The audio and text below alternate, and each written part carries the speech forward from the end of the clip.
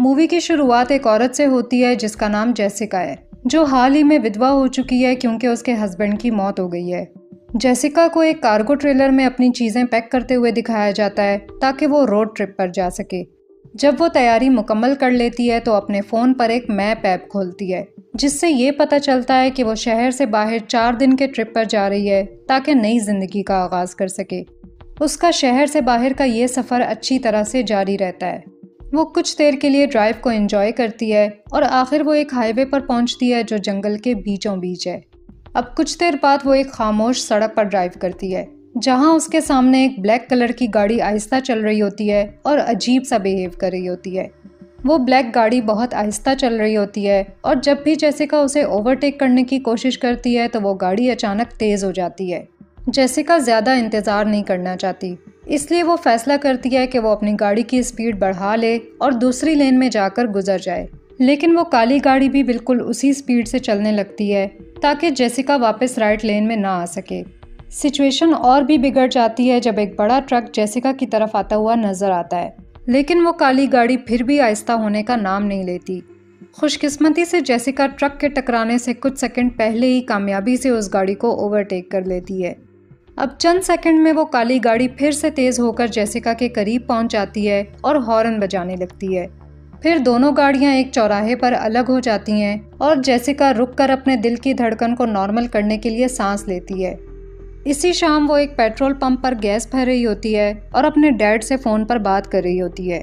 Phone call से ये पता चलता है कि वो अपनी माँ के साथ अच्छे ताल्लुकात में नहीं है, जबकि उसके बाप ने उन्हें बातचीत करने और अपने ताल्लुक को ठीक करने की रिक्वेस्ट की है। फ़ोन कॉल के दौरान जेसिका का ध्यान भटक जाता है जब वो वही काली गाड़ी देखती है जो पहले उसके पीछे आ रही थी, और वो पेट्रोल पंप पर आकर रुक जाती है। जेसिका डर जाती है और फ़ौरन गाड़ी चलाकर वहाँ से रवाना हो जाती है। इसके बाद जेसिका फैसला करती है कि वो थोड़ा आराम करेगी और शहर के एक छोटे होटल में रात गुजारेगी।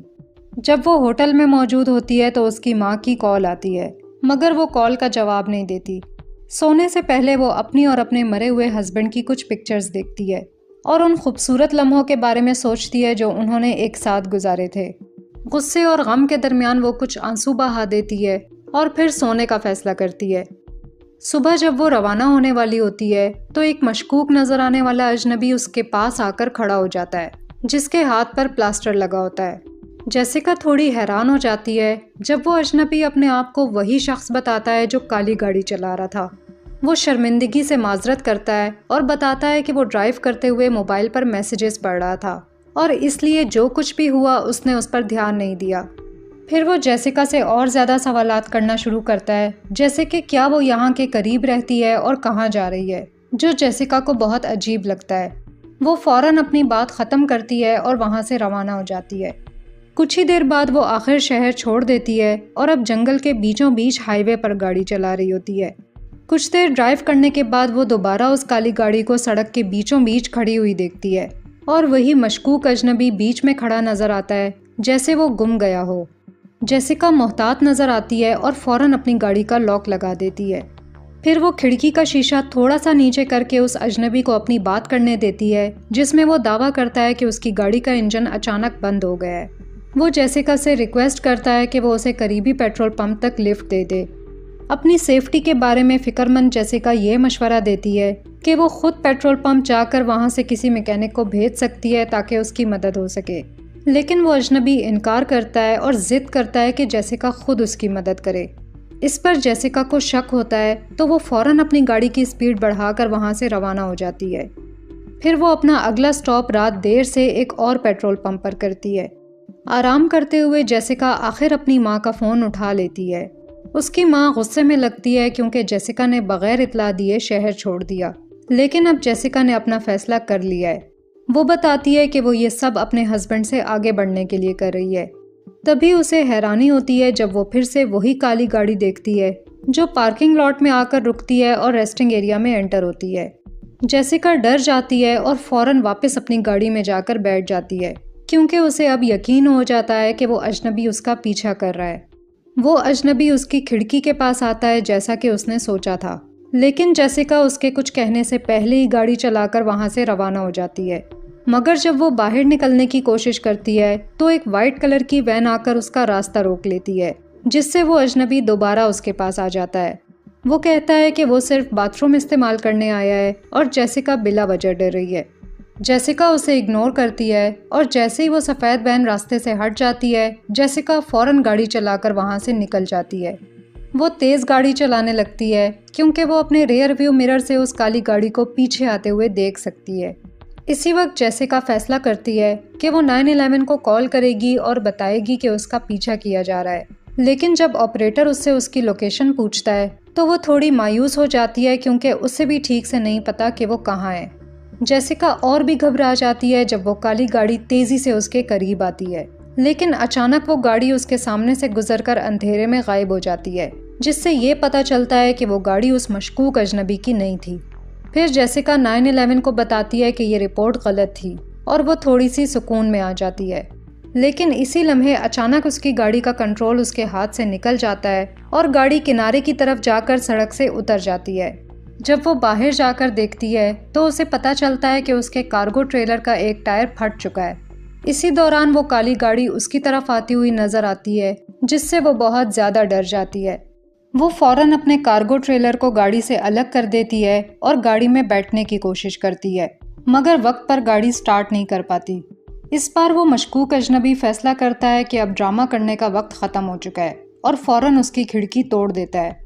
जेसिका कुछ देर तक उसके साथ लड़ती है, मगर वो अजनबी उससे ज़्यादा ताकतवर होता है और फौरन उसे एक बेहोश करने वाला इंजेक्शन लगा देता है। अगले दिन जब जेसिका होश में आती है तो वो एक अनजान कमरे में होती है जिसकी खिड़कियां जालियों से बंद होती हैं और बाहर एक कांटेदार बाड़ वाली खुली जगह दिखाई देती है। वो बंद दरवाजे से बाहर देखने की कोशिश करती है, लेकिन उसे ऐसा कुछ नहीं मिलता जिससे उसकी मदद हो सके। अचानक उसे बाहर कदमों की आवाज़ सुनाई देती है, जो किसी और के नहीं बल्कि उसी मशकूक अजनबी के होते हैं। वो आदमी बस जेसिका को अकड़ कर देखता है और जब वो उससे छोड़ने की रिक्वेस्ट करती है तो वो उसे कहता है कि खामोश रहे। फिर वो आदमी रात को दोबारा आता है और अपनी फ्लैश लाइट की रोशनी के साथ कमरे के अंधेरे में उसकी तरफ बढ़ता है और एक बहुत ही घटिया और गलीज मुस्कुराहट के साथ उसके पास आता है। जेसिका दोबारा उससे रहम की भीख मांगती है और अपनी आज़ादी के बदले में पैसे देने की कोशिश करती है, मगर वो आदमी अपनी जगह से हिलता नहीं है और अजीब अंदाज में जवाब देता है कि वो पहली लड़की नहीं है जो ऐसा कह रही है, जिससे पता चलता है कि वो एक सीरियल किलर है। फिर वो अजीबोगरीब आदमी जेसिका से कहता है कि वो अपने कपड़े उतारे। जेसिका उसे धोखा देने की कोशिश करती है और कहती है कि उसे बाथरूम जाना है, लेकिन जैसे ही वो दरवाजे की तरफ भागती है वो आदमी फौरन उसके सामने आकर उसे ज़मीन पर गिरा देता है। इसके बाद वो जेसिका को घसीट कर कमरे के बीच में ले आता है और फिर उस पर घुटने टेक कर उसका चेहरा चूमता है। फिर वो उसका आईपैड निकाल कर उसे दिखाता है, जिसमें जेसिका और उसके हस्बैंड के खुशगवार लम्हों की वीडियो होती है। फिर वो उसकी गर्दन में लटकी हुई शादी की अंगूठी को देखता है और पूछता है कि क्या उसके हस्बैंड ने उसे तलाक दे दी थी। वो शुरू में जवाब देने में हिचकिचाती है, लेकिन आखिर वो कहती है कि उसका हस्बैंड मर चुका है। लेकिन वो सीरियल किलर इस जवाब से खुश नहीं होता। वो जेसिका से ज़बरदस्ती ये उगलवाता है कि उसके हस्बैंड ने खुद को गोली मारकर खुदकुशी की थी और उसने अपने हस्बैंड की लाश को सबसे पहले देखा। अगली सुबह जब वो जागती है तो फौरन दरवाज़ा खोलने की कोशिश करती है, मगर वो नहीं खुलता। जब वो दरवाजे के की होल से झांकती है तो देखती है कि चाबी दरवाजे की दूसरी तरफ चिमट गई है। फिर वो कमरे में इधर उधर देखती है और एक लकड़ी में अटकी हुई कील देखकर उसे निकालने की पूरी कोशिश करती है। इसके बाद वो अपनी जैकेट को सीधा करती है और उसे दरवाजे के नीचे से बाहर निकाल देती है। फिर उस कील की मदद से चाबी को धकेल कर बाहर निकाल लेती है। जब चाबी गिर जाती है तो वो उसे कमरे के अंदर वापस खींच लेती है और फिर उसे इस्तेमाल करके दरवाज़ा खोलकर बाहर निकलने की कोशिश करती है। इसी लम्हे वो सीरियल किलर ख़रीदारी से वापस आकर घर पहुंचता है, जिस पर जेसिका फ़ौरन कमरे में मौजूद अलमारी में छुप जाती है, ठीक उसी वक्त जब वो कमरे में एंटर होता है। जेसिका घबराते हुए दरवाजे की दरार से उसको देखती है और कोशिश करती है कि खामोश रहे। इसी दौरान सीरियल किलर फ़ोन कॉल उठाता है और ये पता चलता है कि कॉल उसकी फैमिली से आई है। वो अपनी छोटी बेटी से बात करता नज़र आता है और प्यार से उसे कहता है कि वो अपनी मॉम को हेलो कहे और बताए कि उसका बिजनेस ट्रिप थोड़ा और लंबा हो गया है, इसलिए वो कुछ दिनों में घर वापस आ जाएगा। फिर वो फ़ोन बंद करके नीचे बेसमेंट की तरफ जाने लगता है। जेसिका ये मौका देखकर फौरन घर से बाहर निकलकर जितना जल्दी हो सके जंगल की तरफ भागती है। सीरियल किलर जल्द ही उसका पीछा करने लगता है जब उसे एहसास होता है कि जेसिका फरार हो गई है। दूसरी तरफ जेसिका भागती रहती है, लेकिन अचानक वो लुढ़क जाती है और उसके पाँव में एक छोटी सी टहनी चुभ जाती है, जिसे वो तकलीफ से बाहर निकालती है। इस दौरान जब वो टहनी निकाल रही होती है तो सीरियल किलर उसकी चीख सुन लेता है, लेकिन वो फिर भी नहीं रुकती और लंगड़ाती हुई आगे बढ़ती रहती है। यहाँ तक कि जब उसके पास और कोई रास्ता नहीं बचता तो वो अपने सामने मौजूद नदी में कूदने का फैसला करती है, क्योंकि वो सीरियल किलर बिल्कुल उसके करीब आ पहुँचता है। उसे पता है कि वो डूब सकती है, लेकिन जेसिका फैसला करती है कि वो पानी में छलांग लगाएगी और दरिया के बहाव से जंगल के दूसरे हिस्से की तरफ जाएगी। आखिर वो जिंदा बचकर बाहर निकल आती है। दरिया का बहाव उसे किनारे पर ले आता है तो वो दोबारा जंगल की तरफ चलना शुरू करती है और एक लकड़ी का सहारा लेकर चलने की कोशिश करती है, लेकिन अचानक उसे कदमों की आवाज़ आती है जिस पर वो फौरन छुपकर रुक जाती है और इंतज़ार करने लगती है। कुछ लम्हे बाद जेसिका उस आदमी पर लकड़ी से वार करती है, लेकिन ये पता चलता है कि वो सिर्फ एक बूढ़ा शिकारी था जो अचानक हमले से हैरान रह जाता है। वो फौरन उससे माजरत करती है और उससे मदद की रिक्वेस्ट करती है। वो बताती है कि कोई उसकी जान लेना चाहता है और उससे उसका फ़ोन मांगती है, मगर बदकिस्मती से उसका फ़ोन टूट चुका होता है क्योंकि जेसिका ने गलती से उसके फ़ोन पर वार किया था। वो शिकारी जेसिका पर तरस खाता है और उसे अपने साथ गाड़ी तक ले आता है और अपनी बीवी के बूट्स उसे देता है। फिर वो दोनों मिलकर गाड़ी में सवार हो जाते हैं और रवाना हो जाते हैं। इस दौरान वो शिकारी जेसिका को अपना सैंडविच खाने देता है और उसको तसल्ली देने की कोशिश करता है, लेकिन अचानक वो दोनों एक गिरे हुए दरख्त के सामने आ जाते हैं जो उनके रास्ते को ब्लॉक कर देता है। ये देखकर जेसिका बहुत डर जाती है और वो दरख्त को हटाने की कोशिश करती है, मगर वो बहुत भारी होता है। बिल्कुल इसी लम्हे वो सीरियल किलर उनकी तरफ आता हुआ नजर आता है। बूढ़ा शिकारी जेसिका को तसल्ली देने की कोशिश करता है और कहता है कि वो घबराए नहीं। फिर सीरियल किलर शिकारी से कहता है कि जेसिका उसकी बहन है जो घर से भाग गई थी और उसको दिमागी बीमारी है, जिससे शिकारी शदीद कन्फ्यूजन में पड़ जाता है। इस लम्हे शिकारी उसका यकीन करना शुरू कर देता है और सीरियल किलर को जेसिका को अपने साथ ले जाने देता है। मगर जब सीरियल किलर जेसिका को ज़बरदस्ती काबू करने की कोशिश करता है तो शिकारी को शक हो जाता है।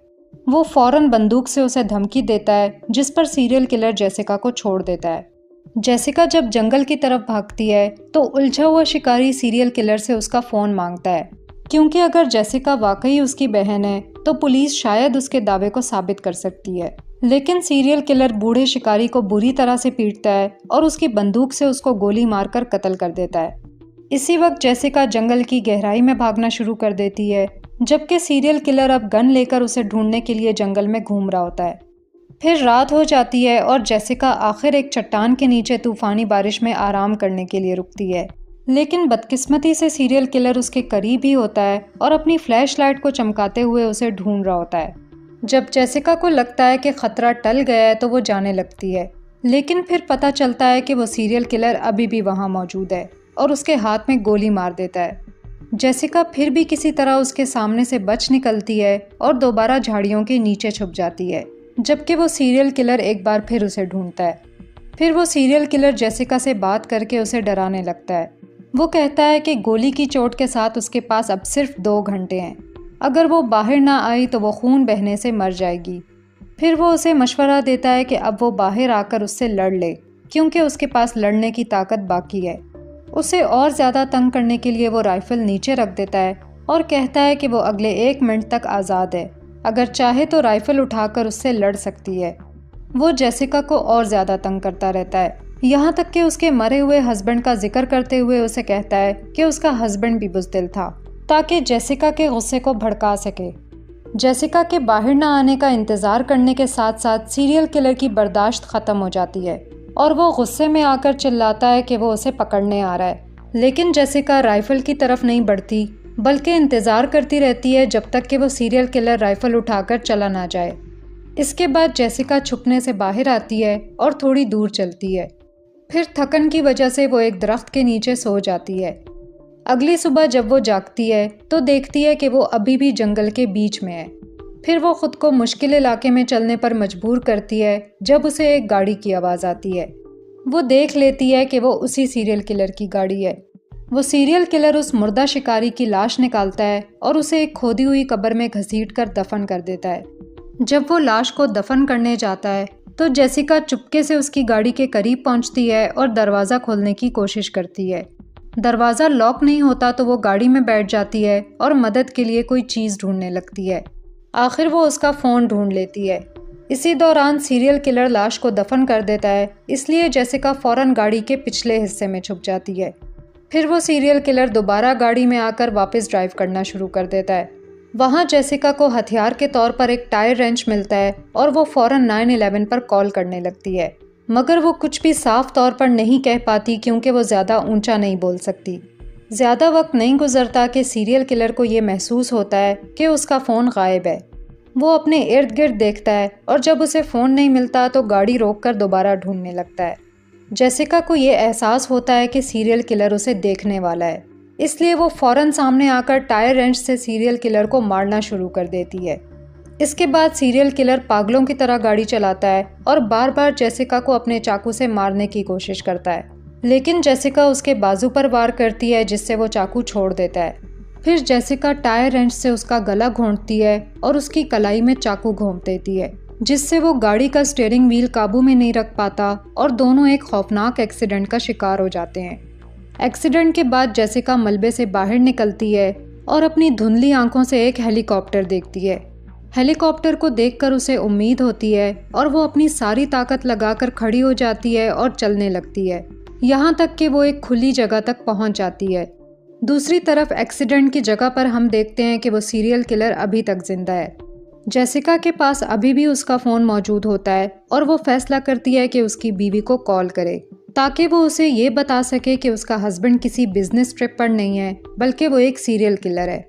जब जेसिका को सीरियल किलर करीब आता हुआ नज़र आता है तो वो कॉल को स्पीकर पर लगा देती है ताकि वो किलर सुन सके कि उसने उसकी बीवी को सब बता दिया है। फिर जेसिका उसकी बीवी को अपना पूरा नाम बताती है और कहती है कि अगर वो आज मर गई तो ये उसके हस्बैंड की वजह से होगा। ये बात सीरियल किलर को बहुत गुस्सा दिला देती है और जब जेसिका उसकी तरफ फ़ोन फेंकती है तो वो फ़ौरन कॉल काट देता है। अब सीरियल किलर के चेहरे पर मुकम्मल मायूसी की झलक नज़र आती है और जैसा कि दोनों के पास अब खोने को कुछ नहीं होता, वो एक ख़तरनाक लड़ाई शुरू कर देते हैं। किलर इस लड़ाई में अपना चाकू इस्तेमाल करता है, लेकिन जेसिका के पास टायर रेंच होता है जिसे वो उसके खिलाफ लड़ने के लिए इस्तेमाल करती है। जेसिका टायर रेंच से कई ज़ोरदार वार लगाने में कामयाब हो जाती है और आखिर उसके बाजू पर लगे हुए ज़ख्म को काट लेती है। वो चाकू को उसके पेट में गहराई तक घोंप देती है जिससे वो नीचे गिरकर बेबस हो जाता है। जब उसे यकीन हो जाता है कि उसके अंदर मज़ीद ताकत नहीं रही तो थकन से चूर होकर वो भी ज़मीन पर गिर पड़ती है। जेसिका की आंखों में सुकून की झलक नज़र आती है जब वो सीरियल किलर को मरते हुए देखती है। आखिर हेलीकॉप्टर उसे ढूंढ लेता है और उसे उठाने के लिए नीचे आ जाता है और यहाँ मूवी ख़त्म हो जाती है। वीडियो पसंद आई हो तो लाइक ज़रूर करें और ऐसे ही मूवी रिकैप्स देखने के लिए चैनल को सब्सक्राइब करें। Thanks for watching.